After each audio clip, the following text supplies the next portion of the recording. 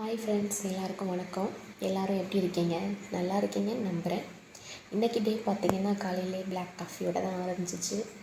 சில பேருக்கு பார்த்திங்கன்னா காஃபி இல்லாமல் இருக்கவே முடியாது. காஃபி டீ குடிச்சிட்டே இருக்கணும். எனக்கும் அப்படி தான், அதோட அடிக்ட்டுன்னு கூட சொல்லலாம். ஆனால் காஃபி குடிக்கிறனோ இல்லையோ, எனக்கு பிளாக் காஃபி வேணும். அது காலையில் சாயந்தரம் தான் குடிக்கிறேன். இடையிலலாம் குடிக்க மாட்டேன்.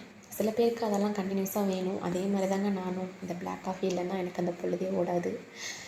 வீட்டில் சின்ன சின்ன வேலையெல்லாம் முடிச்சுட்டு தம்பியை ஸ்கூல் கிளப்புறதுக்காண்டி ரெடி பண்ணிகிட்டு இருந்தேன்.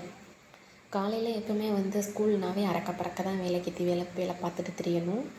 அதே தான் வேலை. இன்றைக்கி தம்பிக்கு காலையில் குட்டி தம்பிக்கு சூப்பு, கேரட் சூப்பு வச்சேன். பெரியவனுக்கு பார்த்திங்கன்னா தக்காளி சாதம் செஞ்சு கொடுத்துட்டேன்.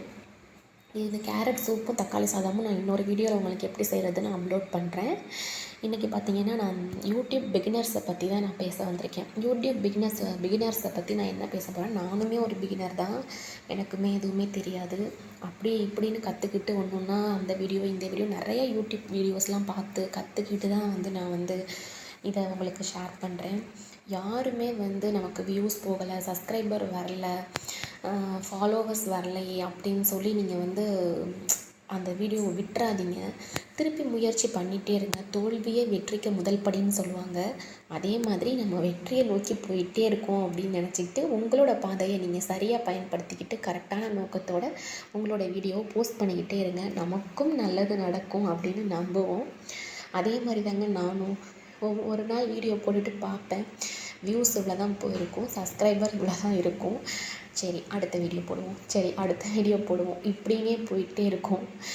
அதனால் எப்பயுமே மனம் சோர்ந்து உட்காந்துடாதீங்க. உங்களோட வெற்றியை நோக்கி போயிட்டுருக்கோம் அப்படிங்கிற நோக்கத்திலே போங்க. கண்டிப்பாக நமக்கும் வெற்றி கிடைக்கும் அப்படின்னு நம்புவோம். அப்புறம் இன்றைக்கி என் ஹஸ்பண்ட் கிட்ட சாயங்காலம் கோயிலுக்கு போகலாமா அப்படின்னு கேட்டேன். சரி போகலான்னு சொல்லிட்டாரு. அதனால் சாயந்தரம் டக்குன்னு கோயிலுக்கு கிளம்பிட்டோம். நான் என் ஹஸ்பண்ட் பிள்ளைங்கள கூட்டிகிட்டு கோயிலுக்கு கிளம்பியாச்சு. அது என்னமோ தெரியல, கோயிலுக்கு போனாலே ஒரு மனசுக்கு நிம்மதியான ஒரு வைப்பு. அங்கே உட்காந்துருந்துட்டு சாமி கும்பிட்டுட்டு அங்கே உட்காந்துருக்கதே அப்படி பீஸ்ஃபுல்லாக இருக்கும், சந்தோஷமாகவும் இருக்கும். இன்றைக்கி என் ஹஸ்பண்ட் பிள்ளைங்களோட போனது எனக்கு ரொம்ப சந்தோஷமாக இருந்துச்சு. கோயிலுக்கு போயிட்டு மறுபடியும் என்ன டின்னர் ரெடி பண்ணுற வேலை தாங்க. டின்னர் ரெடி பண்ணுறது பெரிய வேலைங்க. இன்றைக்கி மாவு வேறு இல்லை எங்கள் வீட்டில், அதனால் சப்பாத்தி பண்ணிட்டேன். சப்பாத்தி பார்த்திங்கன்னா எனக்கு எப்போவுமே ஒழுங்காக வரவே வராது. அது உப்பி வராது, சாஃப்டாக இருக்காது. இதுக்காண்டி நான் ரொம்ப சப்பாத்தி போடவே மாட்டேன். என் பையன் ஆனால் சப்பாத்தின்னு கேட்டுகிட்டே இருப்பான். சப்பாத்தி பூரின்னு கேட்பான். அவனுக்கு பூரி கூட செஞ்சு கொடுத்துருவேன், சப்பாத்தி மெனக்கடவே மாட்டேன். அது மாவு பிசைஞ்சு பண்ணுறதெல்லாம் எனக்கு அது எப்படி தான் பண்ணாலுமே, நானும் நிறையா வீடியோஸ் பார்த்துட்டேன், எப்படி தான் பண்ணாலுமே எனக்கு அதே மாதிரி தாங்க வரும். ஏன்னே தெரியல. இன்றைக்கி கோயிலுக்கு போயிட்டு என் ஹஸ்பண்ட் தேய்ச்சி கொடுத்தாங்க. நான் தான் சப்பாத்தி போட்டு எடுத்தேன். எங்கள் வீட்டில் சப்பாத்தி எப்படின்னு பார்த்தீங்கன்னா, பூரிக்கிழங்கு இல்லாமல் சப்பாத்தியும் சரி பூரியும் சரி 2 பேருக்குமே அந்த கிழங்கு தான் வேணும். அதுதான் வச்சு சாப்பிடுவாங்க. அதையே வச்சு நானும் சாப்பிட்டுட்டேன். எல்லோரும் வீடியோ பிடிச்சிருந்தா, இந்த வீடியோ உங்களுக்கு பிடிச்சிருக்கும் நம்புகிறேன். பிடிச்சிருந்தா லைக் பண்ணுங்கள், சப்போர்ட் பண்ணுங்கள், கண்டிப்பாக கமெண்ட் பண்ணுங்கள். உங்களோட கமெண்ட்டை எதிர்பார்த்து நான் அடுத்த போஸ்ட் பண்ணுறதுக்கு நான் ரெடியாவேன். அது ஒரு மோட்டிவேஷனாக இருக்கும்.